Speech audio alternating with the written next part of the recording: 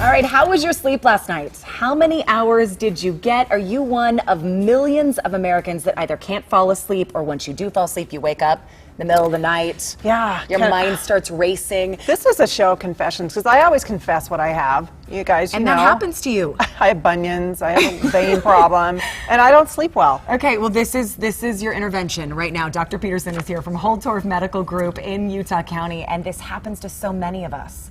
How do you solve it? Well, you have to figure out what the underlying cause is. There's lots of different kinds of insomnia. There's trouble falling asleep, there's trouble staying asleep, there's waking up unrefreshed even though you slept. Why is that?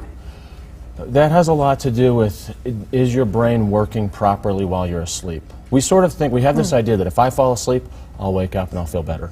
If your brain isn't doing what it's supposed to categorize everything from yesterday and put it in its place so that tomorrow you wake up and you can start new. You know, it's like erasing the chalkboard, I guess. And if that doesn't happen, you're going to wake up and still be tired.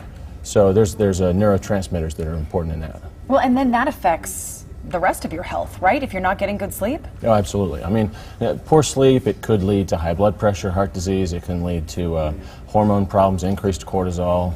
Oh my gosh, I'm feeling so hopeless. So let me ask you this. Falling asleep is your issue. Falling asleep is not my issue. It's staying asleep. Are there two different insomnias here? Yeah. It's hard to say that just with that one piece of information you could say you have this and you have that. But staying asleep has a lot to do with what neurotransmitters are in your brain. Are they in enough supply? Do you have enough GABA and serotonin? We have neurotransmitters that are in charge of the fight or flight system, and we have neurotransmitters that are in charge of the rest and digest, and that's the sympathetic and parasympathetic. If you don't have enough of the restful neurotransmitters, then you have more trouble staying asleep. And what do you do to make that better? Because you just kind of said a bunch of stuff. Sure, I don't know if I I'm sorry. have that. The downside, in my opinion, to say a sleep medicine is that they help you fall asleep, but they don't change the neurotransmitters in your brain. And so they may not help you stay asleep. You take Ambien or you take Restoril or something from the doctor, and you fall asleep fine, but you wake up at 3 in the morning like, now I can't fall asleep again. In that case, there's some things you can get over the counter. 5-HTP, vitamin B6, those two in combination will raise your serotonin, and that's a neurotransmitter that will cause your sleep to be more restful. GABA is another one, and you can get all of those things. And so you'll see some of those over-the-counter medicines, and Dr. Holtorf has formulated one, but there's lots of them. And the one that he has is great, but just look for those sorts of things. Valerian, melatonin. Melatonin's a big one to fall asleep, but not to stay asleep. We're such a nation of sleep aids, though. Like, that's what we want, that quick fix. Right, We've got to exactly. get sleep tonight. What are treatment options if you go to Holtorf Medical Group? What more do you look into? Well, because it may not just be those neurotransmitters. Why aren't you making those? Is it because you're in perimenopause? Is it because you have underlying pain?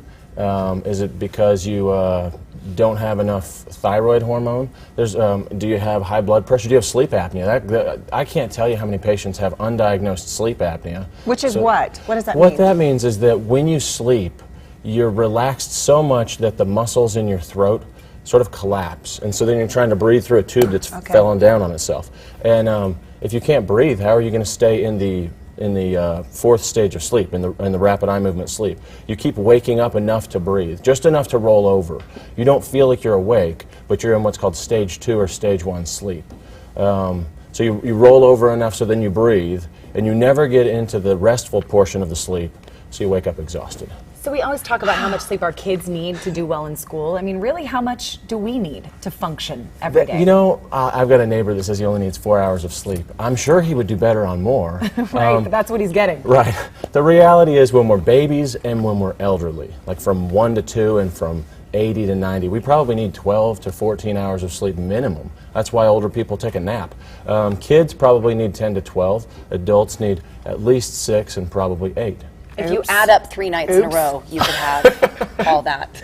All that together. Yeah. So if you're sitting out there going, I don't know if I have insomnia, if I just can't sleep, if I'm stressed, what I think should if you don't know if you have insomnia, you're sleeping okay. If you're tired, or if you have trouble falling asleep or staying asleep, then yes, you probably have insomnia, and there's either an underlying medical condition, or there are some hormones that have yet to been found that you are low in. We know them, we just haven't looked. Did this intervention help? God, I'm so tired. How are you feeling? You've got this.